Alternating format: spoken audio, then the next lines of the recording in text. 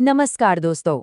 आज हम भारतीय राज व्यवस्था यानी इंडियन पॉलिटी का एक ऐसा चैप्टर उठाने वाले हैं जिससे यूपीएसआई, एसएससी और यूपीएसएससी जैसे एग्जाम्स में सीधे सीधे 4 से 8 नंबर पक्के होते हैं। जी हाँ, टॉपिक है नागरिकता यानी सिटीजनशिप। और आज हम इस पूरे चैप्टर को ऐसी जबरदस्त ट्रिक्स के साथ खत्म करेंगे ना कि आप इससे जुड़ा कोई भी सवाल कभी गलत नहीं करेंगे। चलिए पूरी एनर्जी के साथ शुरू करते हैं। तो दोस्तों, सबसे पहला और सबसे बुनियादी सवाल जो दिमाग में आता है वो ये है कि आखिर भारत का नागरिक है कौन। हम किसे कहते हैं कि वो भारत का नागरिक है और किसे नहीं। यकीन मानिए, इसी एक सवाल के जवाब में नागरिकता का पूरा चैप्टर छिपा हुआ है। दोस्तों, सबसे पहली और सबसे ज़रूरी बात जो आपको अपने दिमाग में बिल्कुल फिट कर लेनी है वो ये है कि भारत में एकल नागरिकता है यानी सिंगल सिटीजनशिप।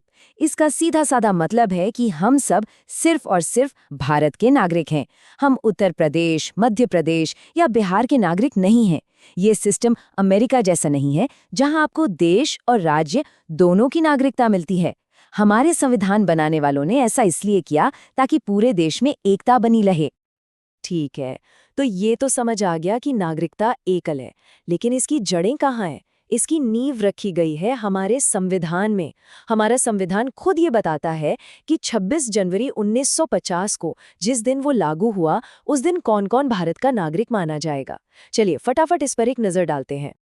दोस्तों, एग्जाम के लिए एक बात गांठ बांध लीजिए। संविधान के भाग 2 में अनुच्छेद 5 से लेकर 11 तक नागरिकता के बारे में बताते हैं। लेकिन इन सब में जो सबसे जरूरी अनुच्छेद है वो है आर्टिकल 11। इससे तो भूलना ही नहीं है। यही वो आर्टिकल है जो हमारी संसद को, हमारी पार्लियामेंट को ये शक्ति देता है कि वो नागरिकता पर कोई भी कानून बना सकती है। और इसी शक्ति का इस्तेमाल करके संसद ने 1955 में नागरिकता अधिनियम बनाया था, जिसे हम आगे समझेंगे। अब आ रहा है इस क्लास का सबसे मजेदार और सबसे इम्पोर्टेंट हिस्सा, जहां से एग्जाम में सीधा सवाल छपता है। एकदम ध्यान से सुनिए। हम अब एक ऐसी ट्रिक सीखने वाले हैं जिससे नागरिकता पाने के 5 तरीके आपको हमेशा हमेशा के लिए याद हो जाएंगे। ये एक रामबाण ट्रिक है दोस्तों। और वो अल्टीमेट ट्रिक है ब्रांड। जी हाँ, BRAND, ब्रांड। इसे अभी अपनी कॉपी में बड़े बड़े अक्षरों में लिख लीजिए और दिमाग में चिपका लीजिए। ये एक शब्द आपको नागरिकता पाने के तरीकों से जुड़े कई सवालों में पूरे नंबर दिलाएगा। याद रखिए, क्या? ब्रांड। चलिए अब इस ब्रांड को फटाफट डिकोड करते हैं। B का मतलब है बाय बर्थ यानी जन्म के आधार पर। R का मतलब है बाय रजिस्ट्रेशन मतलब पंजीकरण करवाकर। A से है एक्विजिशन ऑफ टेरिटरी यानी अगर भारत किसी नए इलाके को अपने में शामिल कर ले, जैसे सिक्किम को किया था। N है नेचुरलाइजेशन यानी देशीयकरण से। और D का मतलब है बाय डिसेंट यानी वंश के आधार पर। देखा आपने, कितना आसान है, बस ब्रांड याद रखो। अब जन्म से नागरिकता वाले नियम को थोड़ा सा और समझ लेते हैं, क्योंकि यहाँ से सवाल फंसता है। देखिए, शुरू में मतलब 1950 से 1987 तक नियम बहुत सिंपल था। भारत की धरती पर कोई भी पैदा हो जाए वो भारत का नागरिक बन जाता था। लेकिन फिर 1987 के बाद नियम बदला गया और कहा गया कि जन्म के साथ साथ मम्मी या पापा में से किसी एक का भारतीय होना भी जरूरी है। और फिर 2004 के बाद इसे और सख्त कर दिया गया कि या तो दोनों माँ बाप भारतीय हों या फिर एक भारतीय हो और दूसरा अवैध प्रवासी न हो। बहुत बढ़िया। नागरिकता पाने की ब्रांड ट्रिक तो हमारे दिमाग में बैठ गई। अब देखते हैं कि किसी की नागरिकता जाति कैसे है, मतलब खत्म कैसे हो सकती है। अरे, इसके लिए भी हमारे पास एक जबरदस्त और छोटी सी ट्रिक है। नागरिकता खोने के 3 तरीकों की ट्रिक है RTD। RTD, मेरे साथ 2 बार बोलिए, RTD। RTD, जैसे पाना है ब्रांड से, वैसे ही खोना है RTD से। ये बहुत ही महत्वपूर्ण है, याद रखिएगा। तो चलिए अब इस RTD का मतलब समझते हैं। R का मतलब है रिनॉन्सिएशन यानी जब कोई अपनी मर्जी से भारत की नागरिकता छोड़ दे। T है टर्मिनेशन यानी समाप्ति।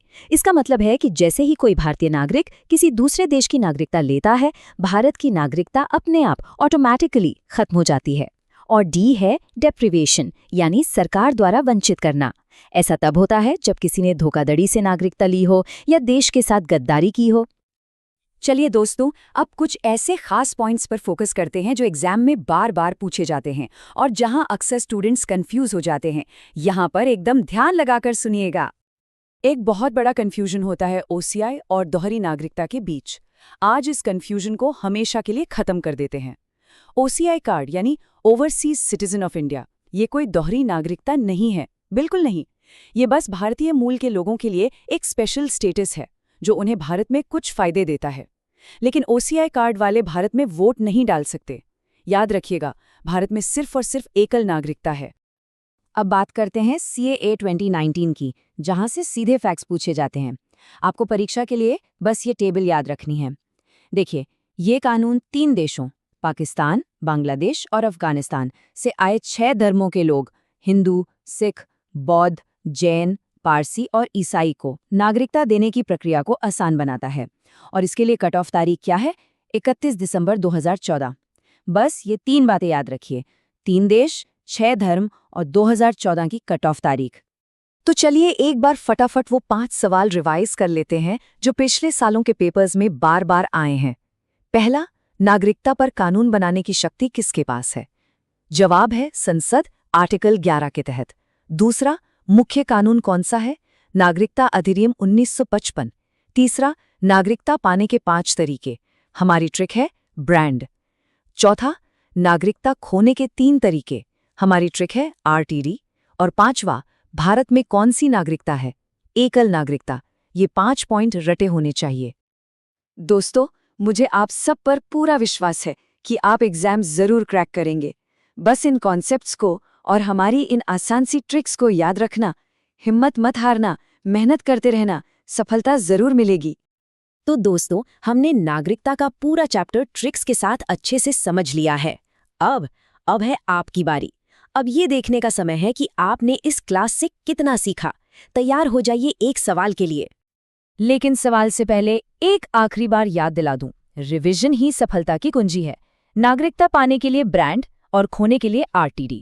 इन 2 ट्रिक्स को रोज बस एक बार मन में दोहरा लेना और मैं गारंटी देता हूं कि इस टॉपिक से आपका एक भी नंबर नहीं कटेगा। तो ये रहा आज का सवाल आपके लिए। भारतीय संविधान के किस अनुच्छेद के तहत संसद को नागरिकता से जुड़ा कानून बनाने का अधिकार दिया गया है? आपके ऑप्शंस हैं A अनुच्छेद 5, B अनुच्छेद 9, C अनुच्छेद 11 या D अनुच्छेद 368। अपना जवाब नीचे कमेंट्स में जरूर लिखिएगा। मैं आप सबके जवाब देखूंगा। हम इसे अगली क्लास में डिस्कस करेंगे। तब तक पढ़ते रहिए और आगे बढ़ते रहिए। जय हिंद।